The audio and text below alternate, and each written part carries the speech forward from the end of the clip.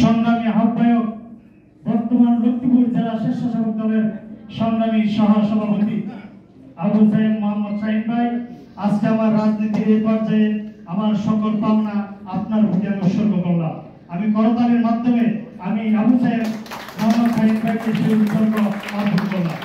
আরেকজন আছে যিনি আমার মনে আছে, সেই কনকন শীতের মধ্যে ঈদের শুভেচ্ছা উপহার নিয়ে একটি হুন্ডা নিয়ে সেই 20 কিলোমিটার দূরে আমার বাসা আছে চরাঞ্চল টুকচর, সে রামদল থেকে আমার বাসায় শীতের উপহার নিয়ে রমজানের উপহার নিয়ে গিয়েছিলেন, যার হাত ধরে আমি রাজনীতিতে অনেক দূরে গিয়েছি, লক্ষ্মীপুর রামদলের রাজনীতিতে।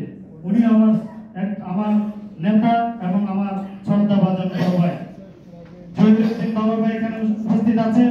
আপনাদের করতালির মাধ্যমে আমার রাজনীতির পাওনা তার উৎসর্গ করলাম। আমি আপনাদের দুজনকে শ্রদ্ধা করে স্মরণ করছি।